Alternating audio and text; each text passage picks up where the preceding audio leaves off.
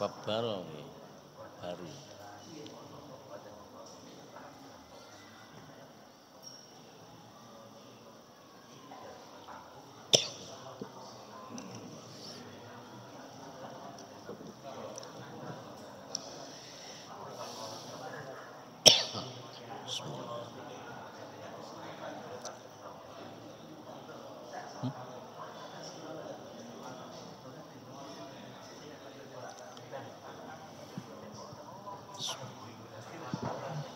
Assalamualaikum warahmatullahi wabarakatuh.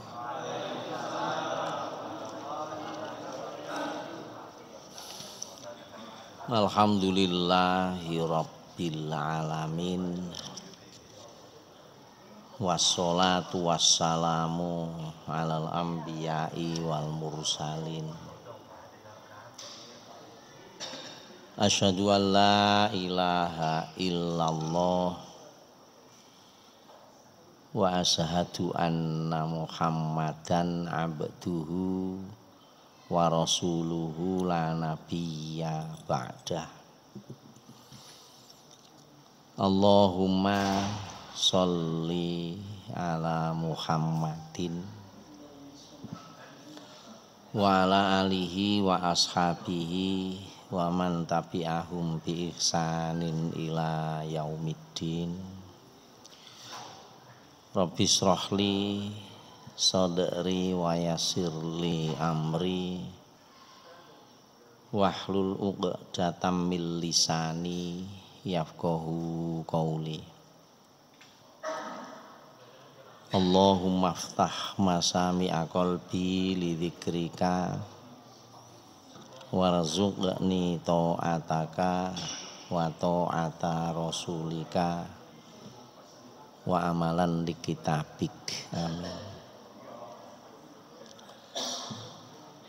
Jamaah pengajian ingkang kawula hormati, alhamdulillah. Ngeten nggih. Nek kula panjenengan sedaya estu meresapi alhamdulillah sebagai ungkapan syukur melalui lisan. Jadi alhamdulillah itu syukur kita pada Allah tetapi melalui lisan.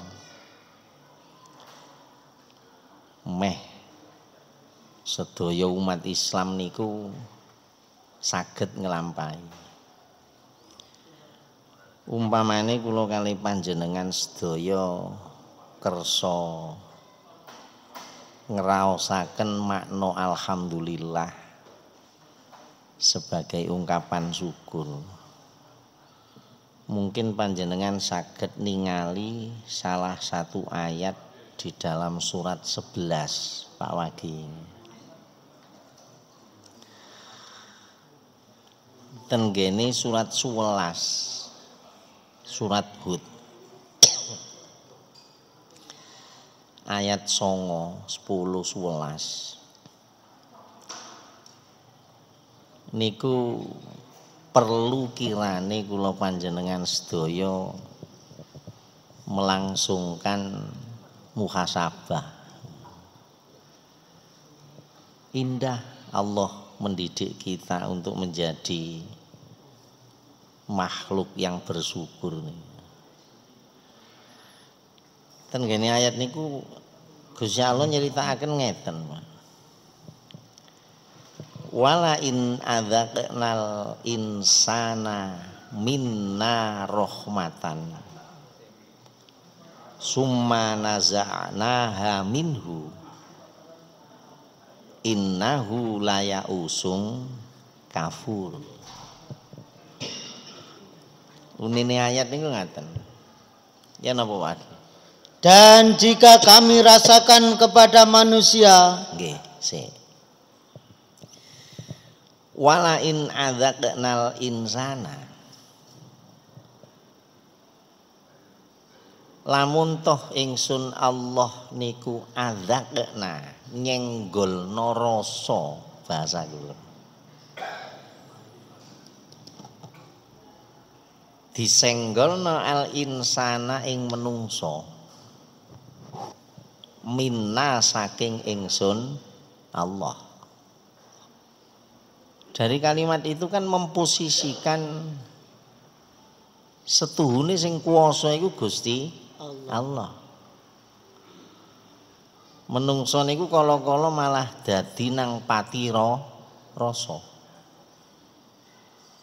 Jadi rasanya itu kepekaan rasa pada diri manusia niku kadang-kadang tumpul. Makanya kula nanti guyon.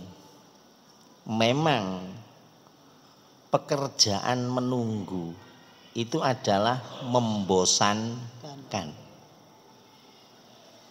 Tapi fakta yang kita jalani bukan yang kita lihat. Fakta yang kita jalani. Ternyata kita menampakkan diri, memeragakan diri kita di hadapan Allah.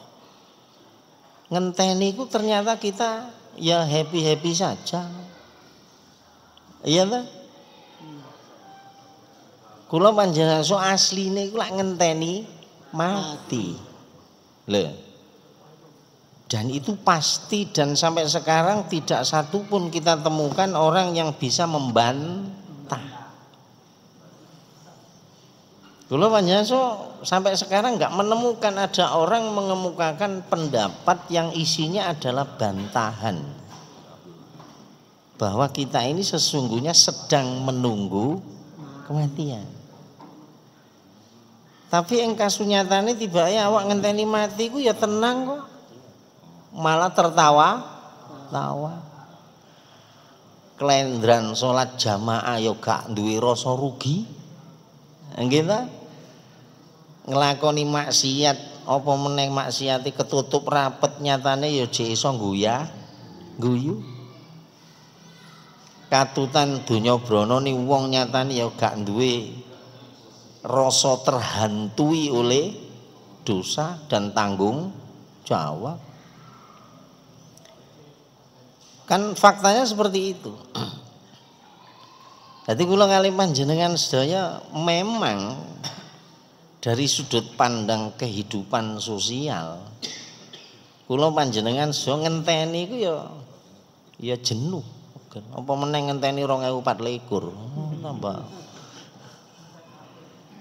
Tapi faktanya kita menunggu yang jelas-jelas takdir kita akan kita lalui bahwa kita akan mati. Nyatane ya happy, ya jek iso reunian. Jek iso tamasya rekreasi. Jek iso geguyonan. Bahkan sesuatu yang ghairu nafi, yang tidak sama sekali memberikan manfaat kebaikan atas ruhaniyah kita pun itu kita tempuh dalam rangka mengisi waktu menunggu. Apa sing dinteni? Mati. Ayo. Nah kembali, memang kadang-kadang kita tumpul dan tidak kuasa. Nah ayat ini memberikan gambaran setuhune sing kuwasa nyenggolno rasa niku Gusti Allah. Nah terus Gusti Allah walain adzaqnal insana minna rahmah. Baleni Pak Wakian apa?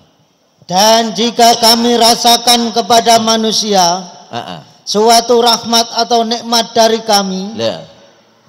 Sing disebut pertama adalah nikmat rahmat. Ini yang perlu untuk kita sadari. Kula panjenengan so kala-kala gurung manggon ing kasunyatane nikmat lan kasunyatane rahmat. Njur wis oleh kabar. Nek kabar iku setuhune menjanjikan akan kenikmatan dan rahmat. Iku lho wis seneng. Ayo, jenengan dijanjeni lapangan kerja tok ngene wis. Meskipun pungkasane lho, Iki contoh. Ayo. Jenengan dijanjeni sembako murah ngene wis. Bisa-bisa akidah dijual kok. Iku jek krungu tok. Lho bayang. Makanya secara psikologi kemudian kita bisa merasakan subhanallah. Terus ngomong sadaqallah. Moho bener Gusti Allah ambek dawuh-dawuhe. Yang dituturkan itu adalah kenikmatan, rahmat. Yang dulu-dulu pernah kita kaji, jumlah rahmat yang dikhabarkan dalam hadis qudsi, cacai rahmati Gusti Allah itu jumlahe ana 100. Bayangkan. Fa'amsaka indahu tis'atan wa tis'ina. Terus hadis niku. Bahasa gampang ngeten. Nas rahmati Gusti Allah niku ana 100 macem Nas. Lah teko 100 macem iku sing 99 iku jek fa'amsaka indahu. Masih ditahan oleh Allah. Jadi 100 macam sing 99 jek ditahan. Di dalam satu penjelasan, lha apa kok ditahan? Engko dikekno wong sing dadi ahli surga. Engko terus fa'anzala ilal ardi juz'an wahidan. Lah sing siji Nas iku tak dukno nang dhuwure bumi. Siji tok niku. Fa bidzalikal juz'i, kata hadis itu. Dengan satu macam rahmat iku tatarohamul khalaik. Seluruh makhluk Allah itu melakukan sirkulasi kasih sayang. Ayo. Jadi kula panjenengan sampean ketemu jet salaman assalamualaikum nyes iku lho teko sak bagian. Bayangno. Rimo jajan situ iki mang. Jangan gak usah milih jajane seragam kok. Iki engko diseragamno kabeh iki penguasae.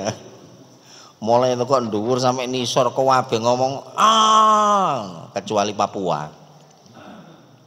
Nah, gitu. Ketika kita melihat sajian sudah ada rasa nikmat sebab kita mengambil. Dan saat mengambil sudah membayangkan betapa lidah ini nanti akan mengunyah dan rasane ya lagi-lagi gurih.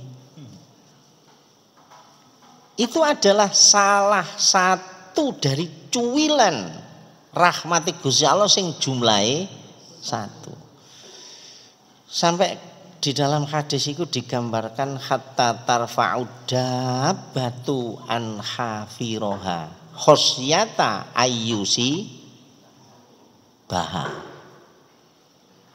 Kewan sing drijine lincip iku ngangkat sikil, sing kula panjenengan dikabari sing ngangkat sikile kewan iku gak sebab apa-apa, tapi sebab kewan iku lho nuduhno rasa welas nanggone anake aja sampai anake kena kuku. Lho itu satu rahmat.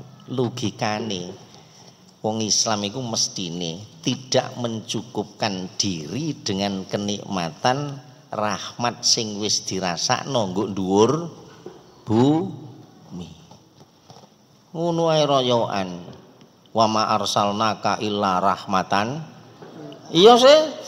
Kaya-kaya Islami dheke sing ngekeki rahmat. Kok lho. Padahal jane kula ya sebagai orang awam, Pak. Kula niki wong cilik, wong bodho, kadang menuntut nanggone Pak Yai, Pak ulama sing alim-alim iku. Tolong po ayat iku dijelasno sing temenan, sing wutuh ngoten lho maksude. Maksude iku ya apa? Sing wutuh. Bab di situ ada kaitannya dengan Quran lho Pak ini. Gak rahmatan lil alamin sak karepe dhewe lho Pak. Buka itu ayatnya. Mboten wilet nggih. Nah, balik. Secara psikologi bahasa awam kula, kita diajak untuk melakukan muhasabah, untuk bicara tentang keindahan. Nas, engko nek Gusti Allah nyenggolno rasa seneng nang awakmu. Njur piye? Kemudian rahmat itu kami cabut daripadanya. Lah wis. Iki jenenge anti klimaks. Sumanjur keri-keri nazanaha. Makanya wong mati diarani naza iku mesti lara. Ngoten lho. Kok ero Nas wong kon gurung? Sampeyan percaya ta gak sih? Nek kula wis kadung yakin kabar tentang sakitnya naza itu memang datang dari Rasulullah. Kita hanya mendapatkan didikan pola pikir. Nas, nek kepingin awakmu gak loro pas naza, belajar kaya dene awakmu metu teko gua garbaning Simbok. Napa gak duwe apa? Meskipun kasunyatane duwe sembarang angel iki. Ayo. Aku duwe vario. Tapi duwe iku vario iku gak sampai nguasai atine kula. Umpamane Anas naza iki lho vario iku gak sampai nggandoli nyawa. Makanya gak lara. Ngono, Pak. Halo. Iso gak? Iku cek vario, gurung bojo, gurung omah. Masya Allah. Makanya guyonan kapan Pak lagi nggih ten pertanian tak guyoni. Sampeyan niku nek mikir agama, kala-kala ya diculno pikiran dunya. Gusti Nabi kan nanti paring nasihat. Nas, manakuso malu abdin min sedekah. Ngerti ya awakmu. Dunyamu iku gak bakalan kurang ari kalane awakmu nglakoni sedekah. Nah krana awak iku bendina cekelane matematika, kaya-kaya pituture Nabi itu kan kemudian kita gugat. Lho ya apa gak kurang wong aku oleh duit 1 juta dadak di sedekahno 20.000. Ya jelas karek 975. Mosok ngene iki diarani manakuso gak berkurang hartamu Nas. Karena sudut pandang kita adalah melibatkan hitungan mata, ya kak. Padahal kalau dihitung dari sisi ayat dan ketauhidan kita akan mengatakan, ya Allah, bener rezekiku dina iki 1 juta. Tapi di 1 juta itu ada titipan Allah yang merupakan hak bagi orang lain. Halo? Jadi asline Nas sing kok trimo 1 juta. Tapi hak wong liya nduk jero 1 juta iku ana 20.000. Berarti pas 20.000 iku kok uncalno, iku lho gak ngurangi blas. Asli dunyamu iku 975. Dan itu sudah dihitung, kamu sudah melaksanakan perintah. Tapi krono atimu kok asah terus takorupi nang Gusti Allah tambah apik, iso-iso 975 iku jek dipotong meneh. Lho, ana enggak sing ngene iku? Halo? Wong sing 20 ae jek trimo gegem kok apa meneh? Dan itu mungkin, Pak. Orang kalau sudah begitu teguh keyakinan akan kehidupan akhirat, meskipun secara syariah sudah ditunaikan kewajiban zakatnya, dia pun juga akan mengeluarkan lebih dari ketentuan, dan itu sah selama tidak menjatuhkan dia pada kemadorotan. Betul nggih? Jadi naza itu ya dicabut. Nah, Gusti Allah paling gambaran, Nas, nek pas kon disenggolno ambek Gusti Allah nang rasa sing nikmat, sing penuh rahmat, dan dengan itu kula panjenengan so kala-kala lak terus mabuk ah. Halo? Ngertos mabuk ah? Nek mabuk ngombe yang ngene iku. Apa meneh mabuk judi. Terus dadi lagu. Mabuk judi ya. Lagu biyen-biyen iku ya. Ngaten lho. Jadi krana kanikmatan yang senantiasa datang pada kita, akhirnya pola pikir dan renungan hati kita itu terus mengikuti arus kenikmatan. Ngoten lho, Pak. Diukur wae. Lali nek setuhune kabeh ku teko Gusti Allah. Mangkane kula panjenengan kadang-kadang ngrasakno mari enak jerwet jatuh. Ayo. Aku eling pasar Mojagung Kobongan. Mbok sak pasar Kobongan tadi obong pian niku. Hah? Ya aku gak polisi, gak ero aku. Kobong, Pak. Lho ngene iki lho ana sing sampai semaput. Halo? Toko sak isine entek ludes, Pak. Langsung ana sing semaput, bahkan ceritane iku ana sing jantungan. Ayo. Kan indah ini gambarannya, dari titik ekstrim kenikmatan kemudian dikenalkan iso-iso kamu ke titik ekstrim yang paling rendah. Makanya terus jeling nah ya apa? Pastilah dia menjadi putus asa lagi tidak berterima kasih. Iya, Pak. Ujung-ujungnya maka dia akan putus asa. Apalah arti hidup saya ini kalau kemudian rumah sudah habis terjual. Loh, koyok-koyok harga dirinya diukur ambek omah. Nah, terus apa? Itulah arti dari alhamdulillah. Kula kalau wingi ngaji ten Suwaru niku, Pak. Sinau.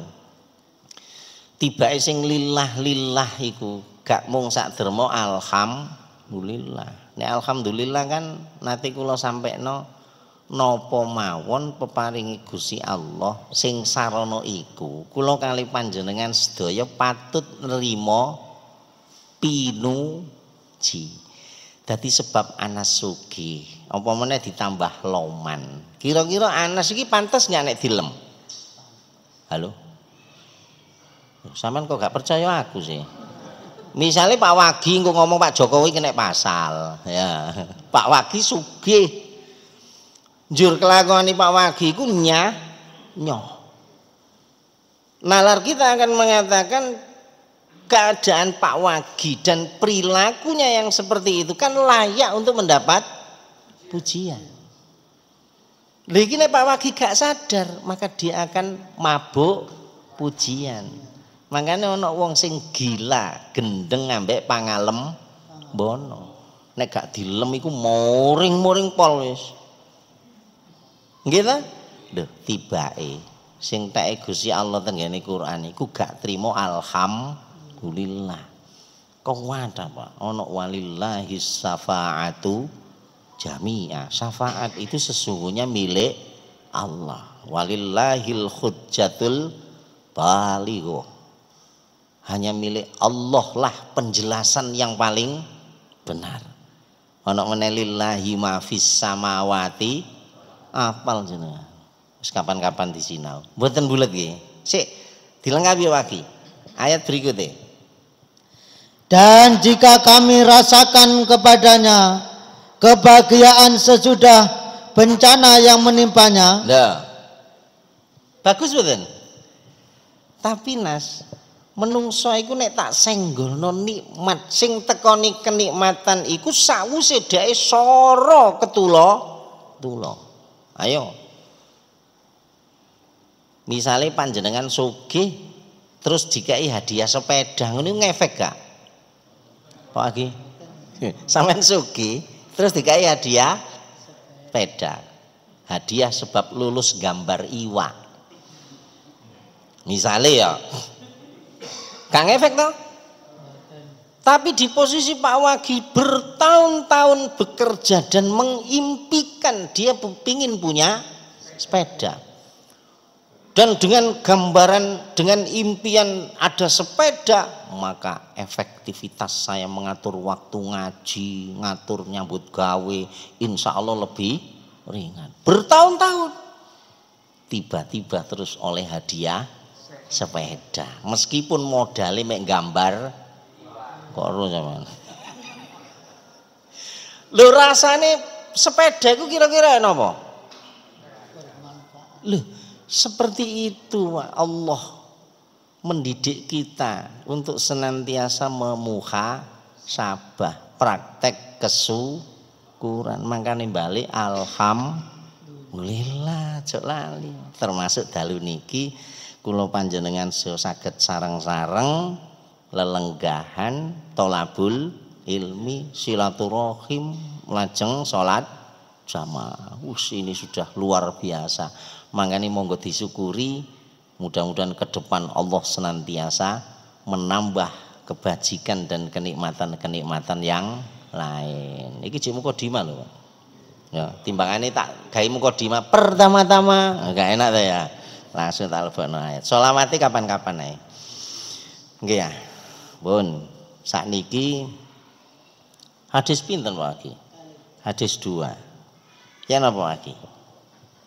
Dari dia Ibnu Umar radhiyallahu an, sesungguhnya Rasulullah sallallahu alaihi wasallam bersabda, ya napa? Hak seorang muslim yang mempunyai sesuatu yang akan diwasiatkan, dia bermalam 2 malam, hendaknya wasiatnya tertulis di sisinya. Niki bab wasiat ya. Nggih ya. Tapi lamun paham ya. Wasiat niku nek ten pesen hadis angka kali niki. Ari kalane pun wonten kerentek. Kula panjenengan sobat di wasiat. Niku biasakno ojo ditunda-tunda. Kok ana kerentek wasiat segera ditunaikan atau dicatat. Niku mawon. Lah ngeten, Mbak. Niki sak sumrep kula lho ya. Oh, iki kan sinaune wong awam. Dari sisi hukum nanti silakan panjenengan ngaji bab fikih. Siji enten sing menghukumi wasiat niku wajib. Itu mazhab salaf. Karena beliau-beliau tidak mengambil dalil mansuh. Jadi ayat tentang wasiat itu masih berdiri sendiri. Sehingga wasiat itu hukumnya wajib. Lalu yang kedua, jumhur ulama niku menghukumi sunnah. Tapi terkait dengan keharta bendaan. Karena tentang wasiat sudah mansuh oleh ayat-ayat waris. Itu sudah kajian secara umum. Nanti panjenengan lebih jauh bisa mengkaji lebih itu. Nah, bisa dibuka di dalam surat 2 Pak Wagi. Kula dudono mawon ya. Nek kajian fikih lak ringkes. Surat 2 ayat 180. Nah, ya napa?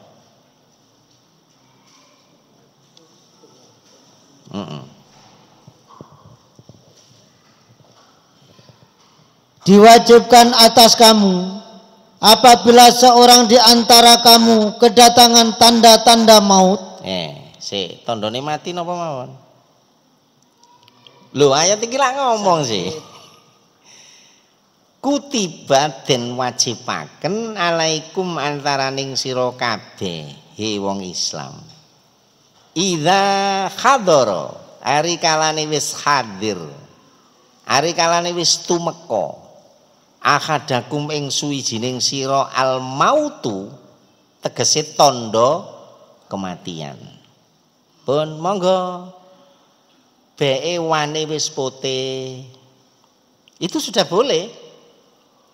Karena itu wasiat biasanya dikaitkan dengan peristiwa kematian. Iki ngunu wasiate bapak. Sadurunge sedo mesti ngoten. Itu wasiat.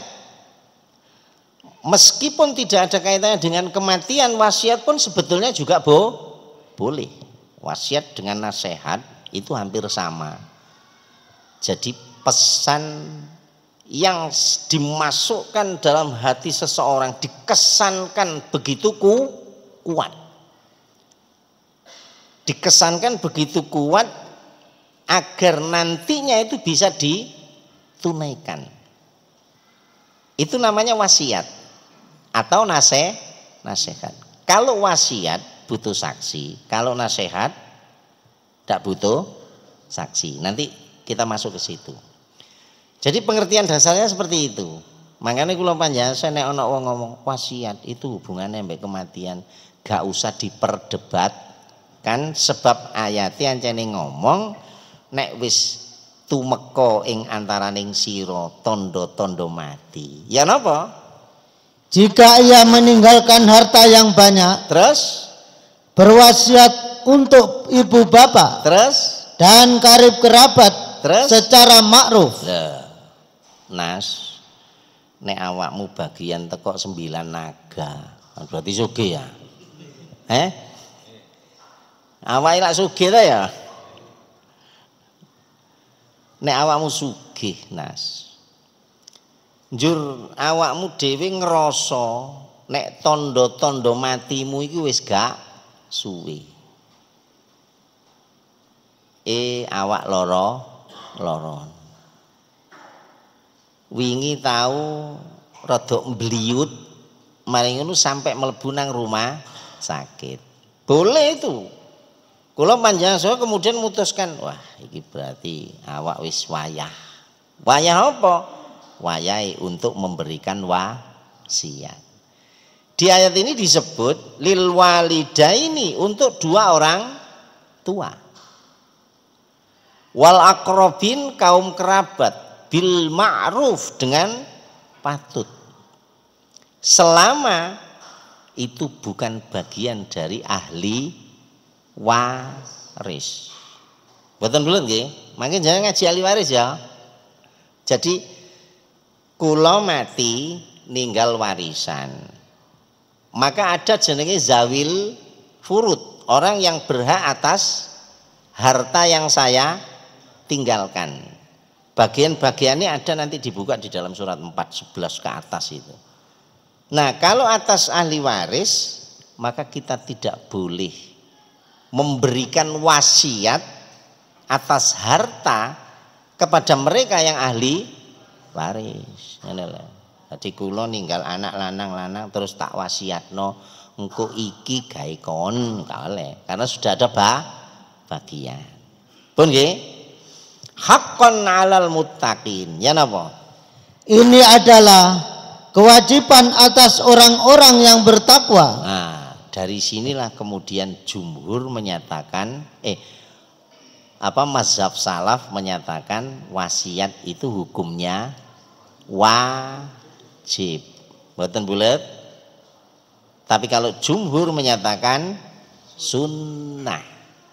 Karena napa kok sunnah? Sebab tentang bagian harta sudah diatur di dalam ayat waris. Nanti dibuka tentang waris itu surat 4 ayat 11, 12, 13. Pun.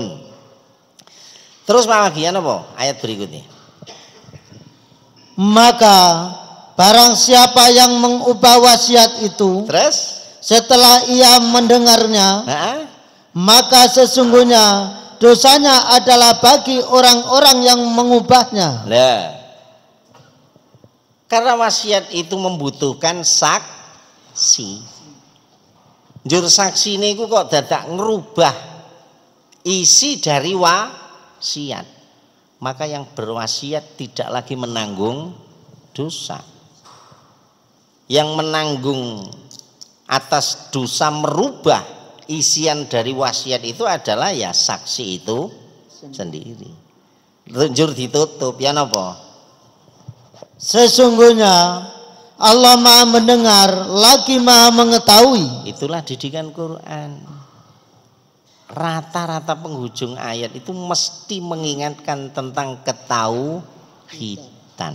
Tegese nek awakmu anjani dadi saksi atas peristiwa wasiat itu, maka kamu ndak mungkin akan melakukan perubahan. Lapo? Gusti Allah krungu. Lah sing ngene-ngene iki gak ditandur. Sing ditandur iku biasane endi di atas matre 10. Lah ngono saiki. Ayo matre ambek ketauhidan penting di. Ayo. Ya ndak salah karena memang perkembangan zaman sah-sah saja.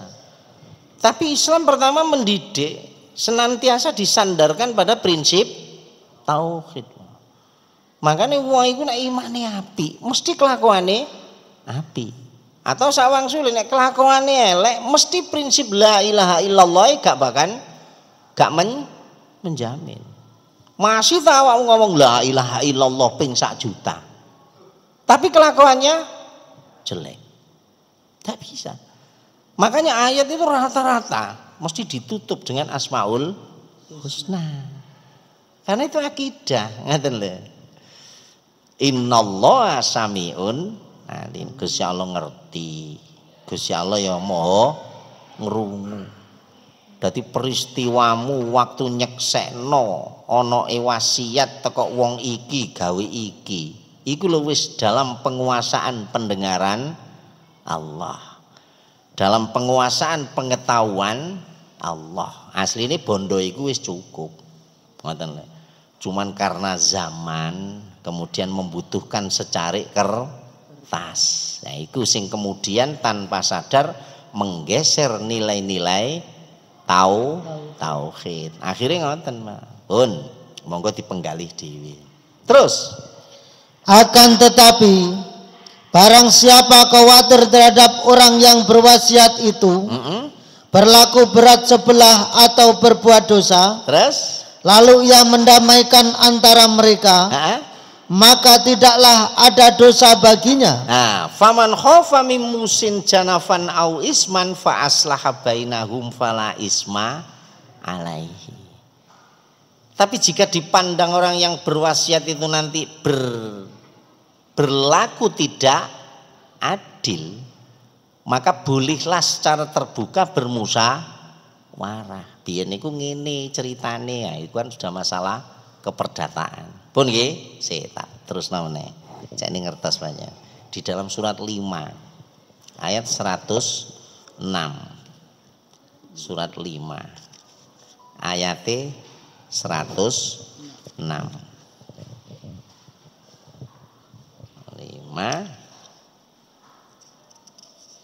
monggo pagi. Hai orang-orang yang beriman, Nggih. Apabila salah seorang kamu menghadapi kematian sedang dia akan berwasiat, angel nggih ayat niki. He wong sing iman. Ari kalane awakmu wis krasa nek mati ku wis ide. Sik ta, mati ku sapa sing ngeruh?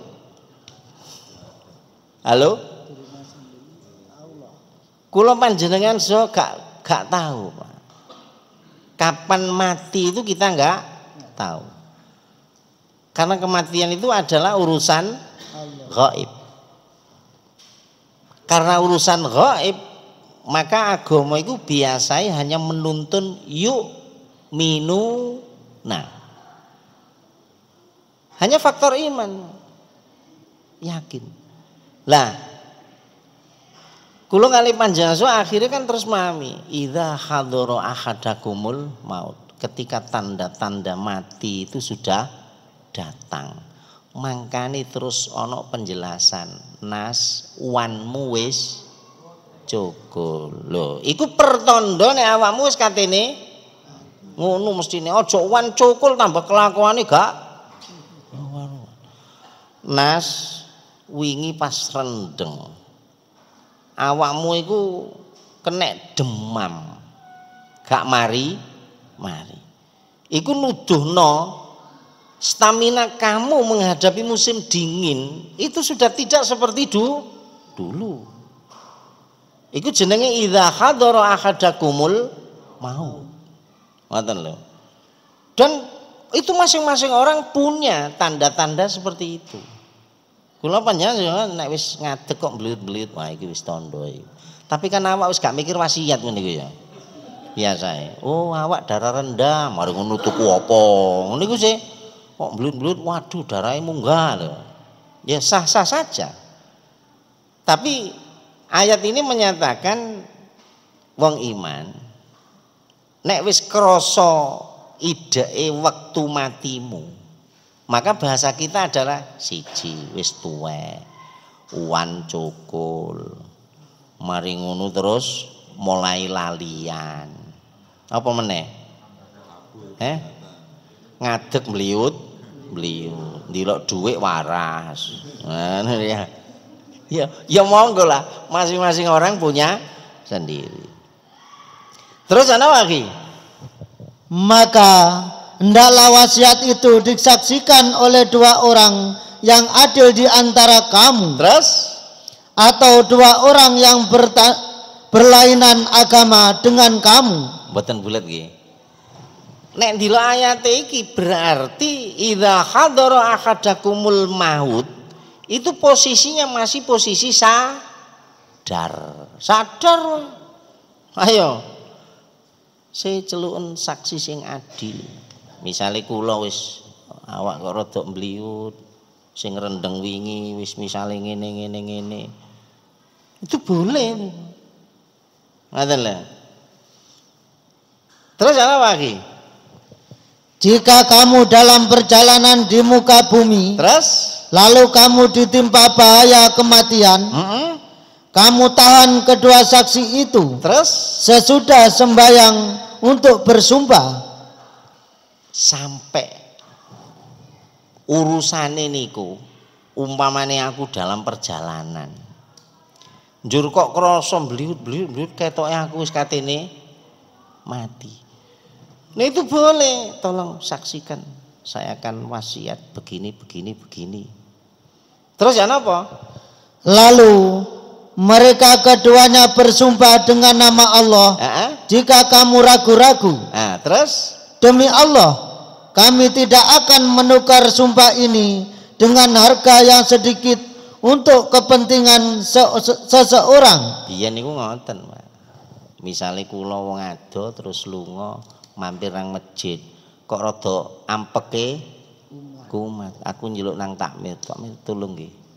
Catet wasiate. Dadak muli gak mate. Lah ngono ya. Tapi kan sudah ditunaikan itu. Wasiat itu, ngoten lho. Punah. Wis. Jadi balik napa niku wau? Wasiat ya, wasiat. Apa namanya? Terus surat pinten wae? Surat pira iku, Mang? Nganti panjang lanjutkan. 506. Terus surat 2. Ayat 240. Surat 2. Ayat 240.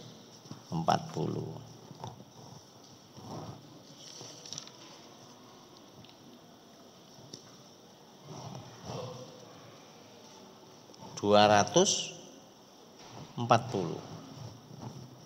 Enggak ada. Ya nama lagi? Ayat berapa? Ayat 200. Ayat 2. Surat 2. Surat 2 ayat 240.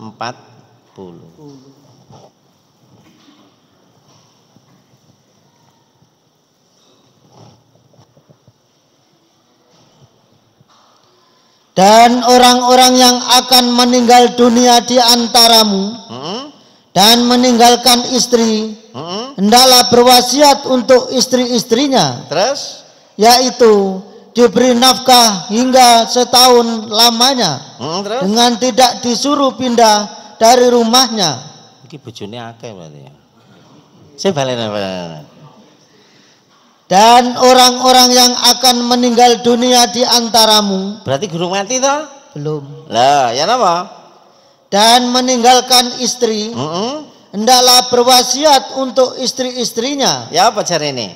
Yaitu diberi nafkah hingga setahun lamanya. Terus? Dengan tidak disuruh pindah dari rumahnya. Pepe aku mati dhisik, babak. Karena kewajiban setelah adanya peristiwa kematian adalah kewarisan. Sing sakniki wis jarang iku dilakoni, nggih to? Awak biasanya wis noto sadurunge mati. Itu yang disebut dengan khilatul hukmi. Khilatul hukmi itu tegese ngene.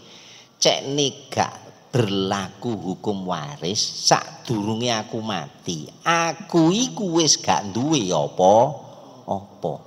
Sing tanah kono wis gawe cacakmu nak. Sing kene gawe adikmu nak. Lah sing kene iki gawe sampeyan. Lah krana aku ji urip aku manggon kene. Aku melok awakmu. Berarti engko nek aku wis mati, aku gak duwe apa-apa. Berarti nek wis gak duwe apa-apa, berarti wis gak ana urusan waris. Nah, itu yang biasa disebut khilatul hukmi, menghelah dari penerapan hukum waris seakan-akan dia saat mati tidak meninggalkan apapun yang bisa diwaris. Sing sampean terapno saiki lha ngoten sih. Iki gaya adikmu nak ya, gaya cacakmu, iki gayanu wis. Lah terus bapak emak bapak wis gak duwe apa-apa blas. Nah selama aku urip sampai mati aku tak melok adikmu nuk kene. Mesti ngoten ta? Nah itu namanya khilatul hukmi, menghilah dari kewajiban hukum waris. Di kalangan pandangan para ulama itu memang berbeda-beda. Ada yang mengatakan boleh ngalap maslahat, ono sing mengatakan itu pun juga dianggap sebagai ngakali hukume Gusti Allah. Pun nggih, mboten bulet nggih. Nah, wis. Jadi balik wasiat itu ada yang menyatakan apa namanya? Kok wasiat siapa, Mang? Iya, wasiat ya? Iya. Nah, itu ada yang menyatakan wajib. Ada yang mengatakan sunnah pun. Sakniki ngenten, Pak.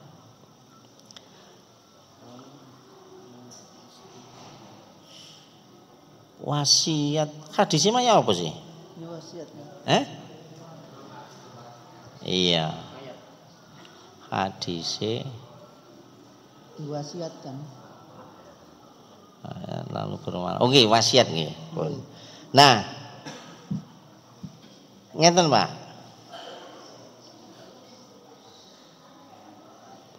Wasiat, nasihat, pesan yang dikesankan sangat kuat untuk ditunaikan. Ngeten ya tadi ya? Iya. Wasiat atau nasihat. Kalau wasiat membutuhkan saksi, gitu. Kalau nasihat, enggak.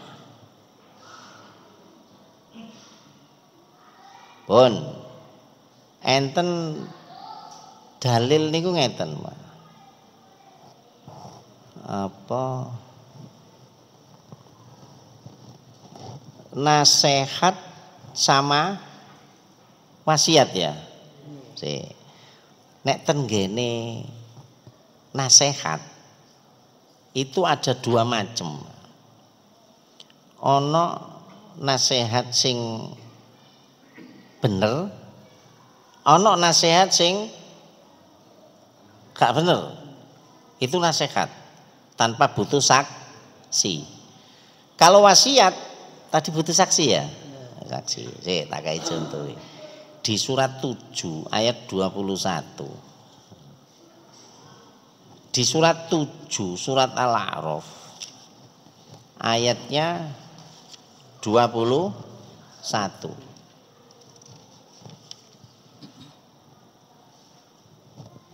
Mulai ayat 20 lagi. Nggih, mulai ayat 20.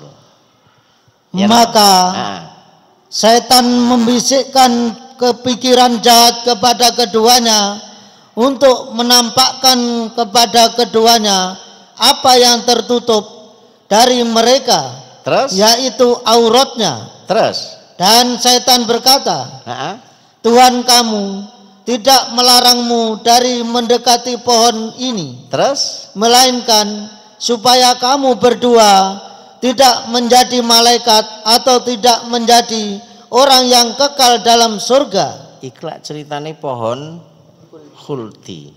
Pohon khuldi niku jenengan baca di ayat 20 itu. Dadi ceritane niku setan nggodha nanggone Adam kali Hawa. Di situ dibunyikan liyubdiyallahuma mawuriyaan huma, supaya buka apa sing ditutup. Buah dari godaan setan itu adalah terbukanya aurat. Dan sekarang marah itu. Terus dia ngomong, Adam ambek Hawa, manahakuma rabbukuma an hadhihi syajarati. Niki iblis lho, Pak. Iblis ngomong, Adam, Hawa, ngerti ya. Gusti Allah iku gak ngelarang awakmu teko wit iki. Kan ana larangan wala taqraba hadhihi syajarah. Jangan dekati pohon ini. Tapi iblis ngomong, Adam, Gusti Allah iku gak ngelarang awakmu nanggone wit iki. Illa antakuna malakaini au takuna minal khalidin. Ya napa? Kecuali karepe Gusti Allah iku engko nek awakmu sampai nyideki pohon iki, wit iki, ngaten lho, Pak. Maka kamu akan menjadi malakaini, makhluk sing jenenge malaikat, au takuna minal khalidin. Khalidin itu tegese langgeng. Mangkane terus diarani pohon khuldi. Lah.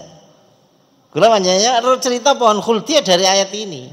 Jadi gampangane iblis ngomong, iku lak gak oleh sih ambek Gusti Allah awakmu nyidok mrono. Iya, gak oleh. Kira-kira bahasa awame kula ngomong ngoten, gak oleh. Tapi awakmu kudu ngerti. Gusti Allah ngelarang awakmu nyidok mrono iku sebab Gusti Allah kuwatir awakmu kok dadi makhluk sing langgeng nggo swarga. Terus apa lanjutan ayat? Dan dia setan bersumpah. Setan pun bersumpah demi Allah. Lho. Aja kok setan, wong musyrik iku nek ditakoni sapa sing gawe langit ambek bumi? Man khalaqahunna. Ayo, sapa sing gawe langit ambek bumi? Wong musyrik lho ngomong ya napa? Allah. Khalaqahunnallah. Jadi musyrik itu nek ngomong Allah itu kadang-kadang lebih fasih daripada kita. Nah, setan sumpah demi Allah. Terus apa?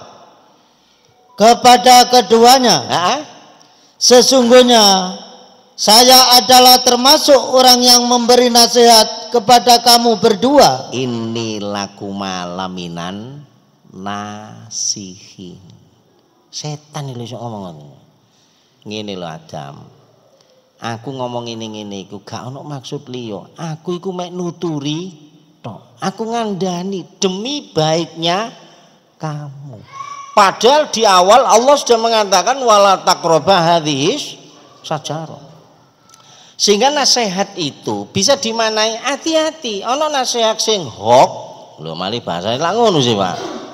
Ono nasihat yang tulus. Kita harus sudah mulai membedakan sekarang, Pak. Harus sudah mulai bisa membedakan.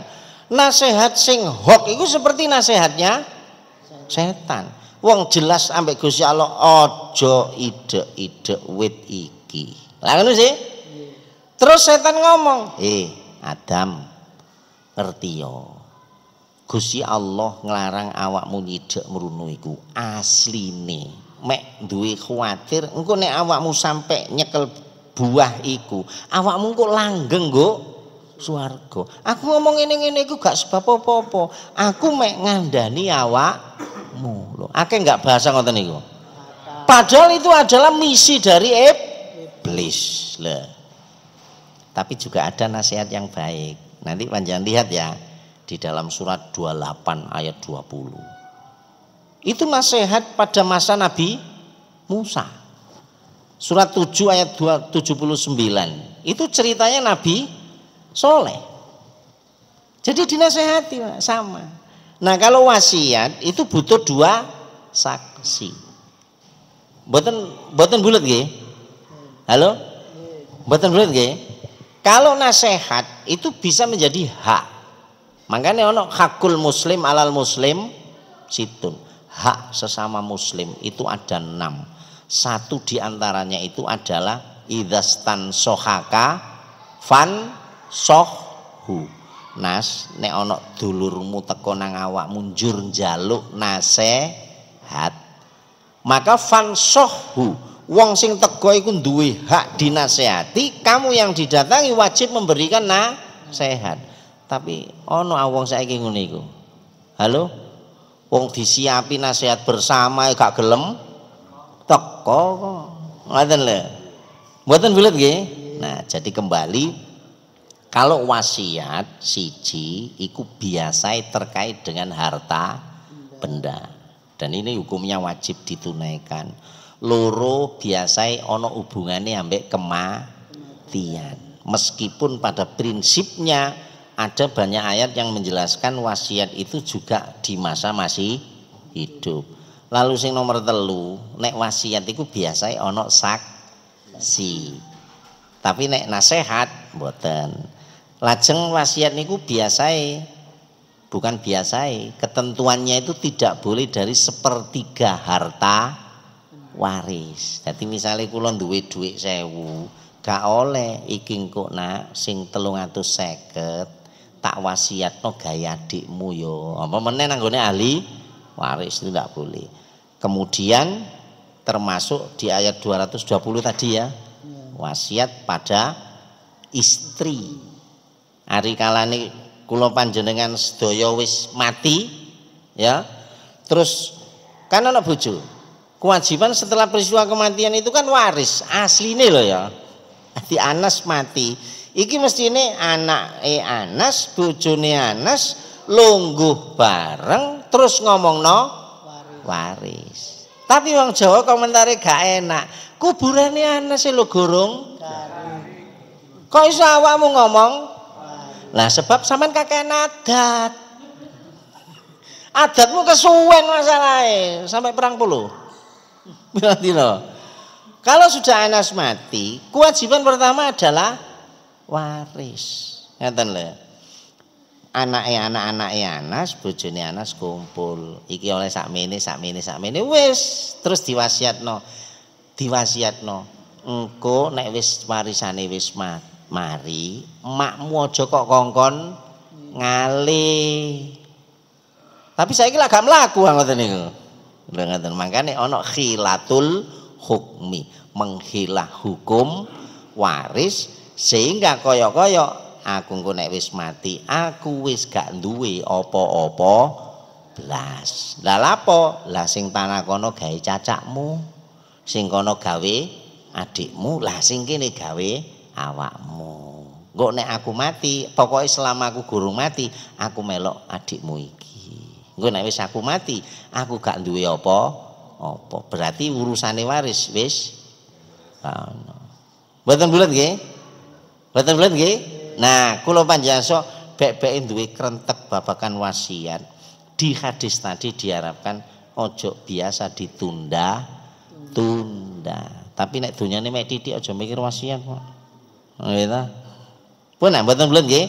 Besok insyaallah kita akan sambung terkait dengan ragam wasiat yang diceritakan oleh Quran. Nggih ya. Ya apa sih wasiat itu kira-kira ngoten. Niku mawon ingkang saged kula sampaikan kirang langkung nyuwun ngapunten. Astaghfirullahaladzim, subhanaka Allahumma bihamdika asyhadu an la ilaha illa anta astaghfiruka wa atubu ilaik. Assalamualaikum warahmatullahi wabarakatuh.